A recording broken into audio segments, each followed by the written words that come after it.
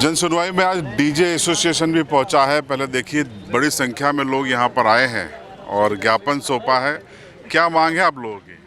Sir, हमको DJ बजाए नहीं देने दे रहा शासन, और जहाँ भी हम जा रहे हैं तो गाड़ियाँ रोक के 10-10 हज़ार 15-15 हज़ार का चालान फाड़ रहे हैं पहली बात, और पूछते हैं तो एसपी साहब बंद करा रहे हैं। आगे से नियम है, क्योंकि नियम का पूछते हैं तो कोई बताते नहीं हमको, हम कहाँ जाए।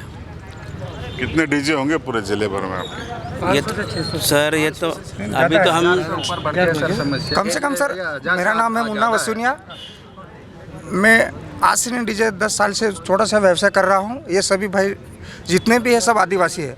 हमारे समाज आदिवासी ने जो भी तड़वी सरपंच सब एक मीटिंग करके कि डीजे बंद किया जाए, कि ये खर्चा कर रहा है ज़्यादा। डीजे इतना खर्चा नहीं कर रहा है सर। हमारा कहना है और कि डीजे अगर खर्चा करता है 20-30 हज़ार एक दिन का भी कार्यक्रम हो तो भी डीजे वाला नहीं बोलेगा कि आप डीजे हमारा ले जाओ। जब दुकान अपने लगाई है तो डीजे वाला बोलेगा, जो भी अगर दुकान खरीदने जाए तो ही अपन सामान खरीदेंगे। समाज वाले बोल रहे हैं कि डीजे ये हमारा आदिवासी समाज को ख़राब कर रहा है। तो डीजे खराब नहीं कर रहा, दारू मेन सिर्फ से दारू है ना। उसके बाद ये सब पढ़े लिखे हैं, सब बेरोजगार है, इसी कारण व्यवसाय कर रहे हैं। अगर ये मान लो कि ये अगर गुंडागिर्दी पे उतर जाए, ये अच्छा व्यवसाय करे, 3 महीने का व्यवसाय है, ज़्यादा नहीं है, इसमें संभाल के रखना पड़ता है सामान हमको सर। और उसके बाद है कि सर शासन जो भी कर्मचारी है ना, गाड़ियाँ जहाँ पे मतलब सुधार रहे हैं वहाँ पे भी पकड़ के ला रहे हैं। 2-3 फ़ोन भी आते हैं हमारे पास, जो हम पहले से डीजे चला रहे हैं। तो इस कारण कि सब परेशान हो रहे हैं। थांदला, पेटलावद, मेहनगर तरफ के डीजे नहीं बजाने दे रहे गांव में। तो मेरा कहने का ये हो रहा है, ज़्यादा नहीं, शासन से मेरा निवेदन है कि हमको डीजे में थोड़ी भी चलाने अनुमति दी जाए। और उस साउंड को लेके शायद आपत्ति है कि इतना तेज साउंड होता है, तो उसको लेकर कोई बातचीत हुई आपकी? नहीं, साउंड को लेकर कोई आपत्ति नहीं, प्रशासन का ये कहना है, लोगों की शिकायत है कि इतना तेज साउंड होता है कि लोगों को दिक्कतें होती हैं, स्वास्थ्य संबंधी दिक्कतें होती हैं। तो उसको लेके आपकी कोई बातचीत हुई प्रशासन से? नहीं, अभी ऐसी कोई बात ही नहीं है ना प्रशासन से। सर ये बात बोल रहे हैं सर। बाकी हमारा कहने का जो बड़ा सिस्टम है, कहने का जो अपन में ये बोल रहा है कि आज के पहले ज़माने में 500 वाला मोबाइल आते थे और आज 1000 का 5000 का मोबाइल आ रहा है। अपनी अपनी ख्वाहिश रहती है हर इंसान की। आज की जैसा चाहिए ऐसा बजा रहे हैं। हम ये नहीं बोल रहे कि तुम बजाओ यो, वो बोलते हैं कि झगड़ा हो के हम भी सब डीजे वाले चाहते हैं कि, लेकिन ये कुल मिला के अगर एक लिमिट में बजाया जाए तो हम यही चाह रहे हैं। हम यही चाह रहे हैं कि अगर बोल दे कि तुमको ये घंटे 3 घंटे बजाना, आज 6 बजे से 12 बजे 11 बजे तक बजाओ और दिन में बजाओ, अगर तो हम इससे भी सहमति रहते हैं। मेरा ये कहना है सर, जैसे जिस लोगों को परेशानी हो रही है, अगर जैसे वो कह दे कि हमको ये सिस्टम नहीं चाहिए तो वो उसके घर थोड़ी जाएंगे जबरदस्ती। तो कोई जा रहा नहीं, जो ले जा रहा वहीं जा रहे हैं ना। गन पॉइंट पे तो हो नहीं रहा। लेकिन आपके समाज के लोग जो बैठक कर रहे हैं डीजे और दहेज दारू, तो समाज के लोगों से आपकी बातचीत हो रही कि नहीं? हमारे समाज लोगों से बातचीत हो रही है, और उनका भी यही कहना है। बहुत सारे ऐसे समाज हमारे आदिवासी क्षेत्र में लड़के भी है और बुजुर्ग भी हमारे साथ में है कि हम डीजे लाएं और हमारी शादियों में खुशहाली मनाएं।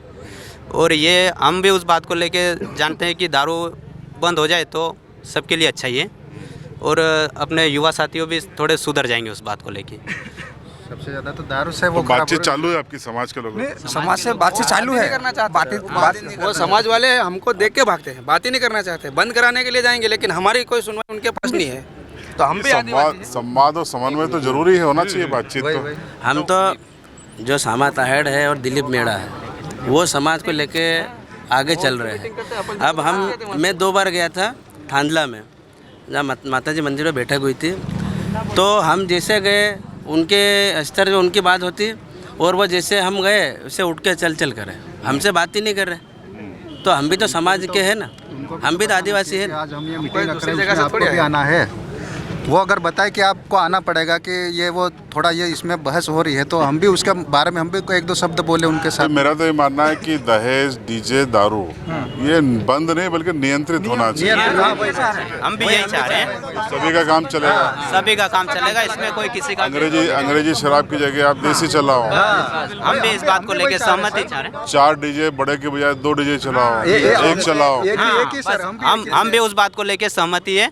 और इसके बाद हर क्षेत्र जैसे रोज वाने में डीजे लगाते हैं, वो भी गलत है, लेकिन मेहंदी और बारात के लिए तो सही माना जाए उसके हिसाब से। लेकिन आवाज़ नियंत्रित हो, आवाज़ नियंत्रित हो। श्रीमान जी कहना ये है कि जैसा कि दारू का और दहेज का और डीजे का प्लस, ठीक है, डीजे एक ऐसा है कि जो अपनी मर्जी से कोई ले जाता है, ना कोई का जबरदस्ती नहीं ले जा।